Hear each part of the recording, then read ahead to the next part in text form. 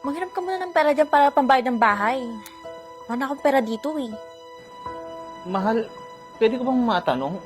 Nasaan na ba yung sahod mo? 3 buwan ka na kasi hindi nagpapadala dito sa amin ng mga anak mo eh. Di ba, ikaw naman yung gusto dyan sa ibang bansa?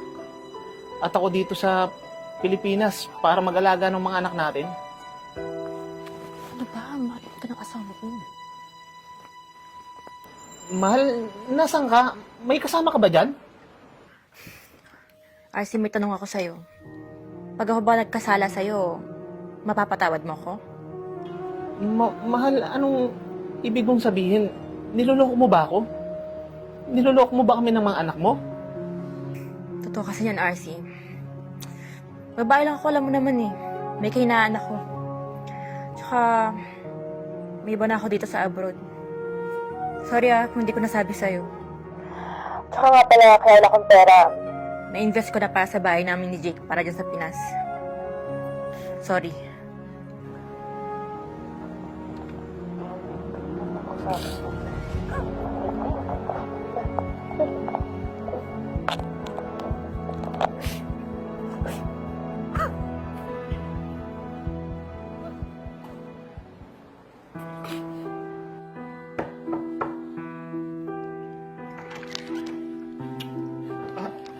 Mahal, kailan ka pa nakauwi? Sorry hindi ako nakapagsabi sa'yo. Actually, 1 week na ako dito sa Pinas.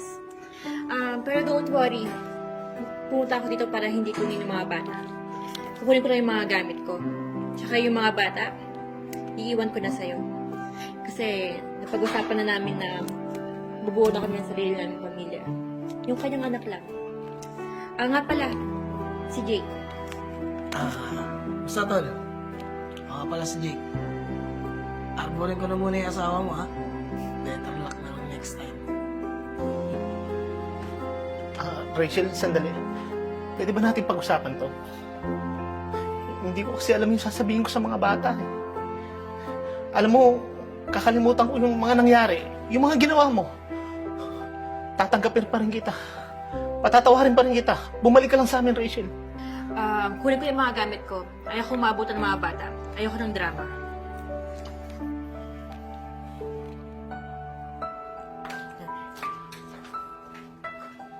Pasok kayo.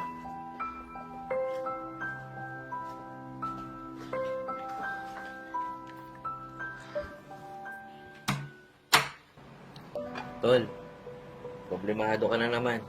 Kung ako sa'yo, hayaan mo na yung asawa mo na yun. Niloloko ka lang naman nun eh. Hindi, tol. Mahal ko si Rachel. Alam mo, kahit na nagkasala siya sa akin, tatanggapin ko pa rin siya, patatawarin ko pa rin siya. Mabuo lang yung pamilya namin. Tol naman, parang di ka naman nag-iisip eh. Kita mo nga yun, umuwi siya ng Pilipinas, tapos kasama niya dito yung jowa niya. Ako, hindi ko kayang sikmurahin yung tol. Ganito na lang.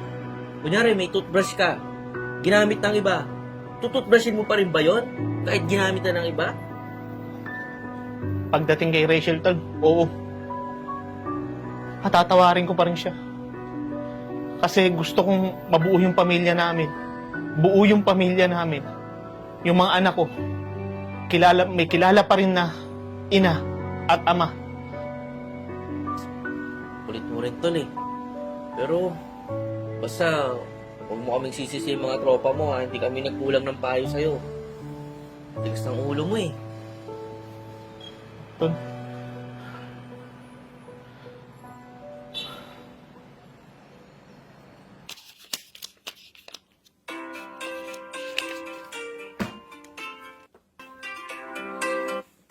Hello? Hello, Rachel? Hello? Sino ba to? Jake, si RC to. Pwede ko bang makausap si Rachel? Please, importante lang. Emergency. Ilang beses ko bang sasabihin sa'yo ha? Natantanan mo na si Rachel. Ayaw na nga sa'yo ng tao, di ba?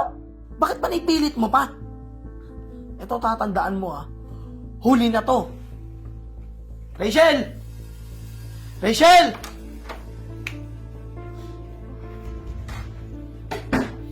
Tignan nga dito.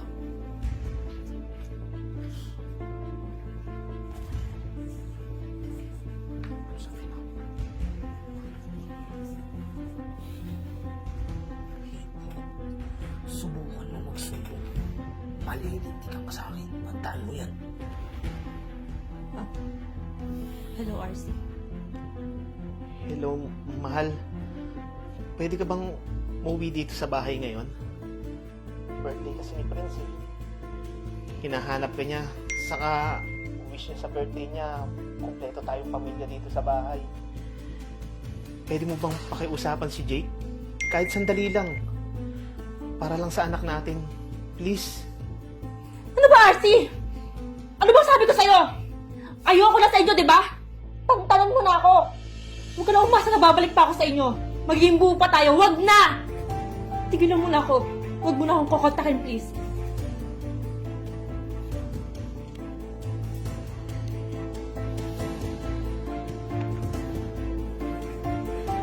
Diba sabi ko sa'yo, wag mo nang kakausapin yan. Bakit hindi ka nakikinig, ha? Rachel, kilala mo ko. Alam mo kung ano yung kaya kong gawin. Baka gusto mong hindi lang ikaw yung masaktan, pati yung pamilya mo.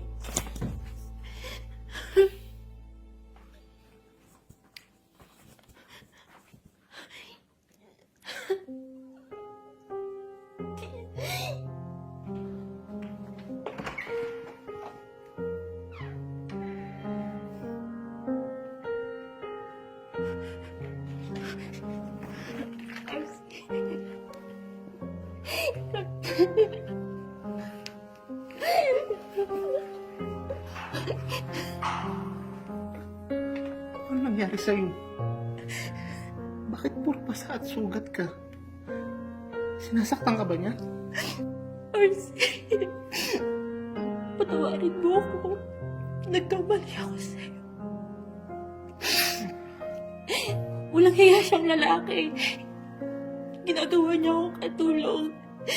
Sinasaktan niya ako kapag di ko nagagawa yung gusto niya. Huwag kang mag-alala. Hindi ka niya nasasaktan ulit. Nandito na ako. Mahal na mahal kita. Kaya kahit na nagkasala ka sa akin, patatawarin pa rin kita. Patawarin mo ako. Dapat hindi ko sinayang lalaking katulad mo. Inabuso ko yung kabaitan mo. Sa kabila ng nagawa ko sa iyo, handa mo pa rin akong tanggapin. Mahal na mahal din kita.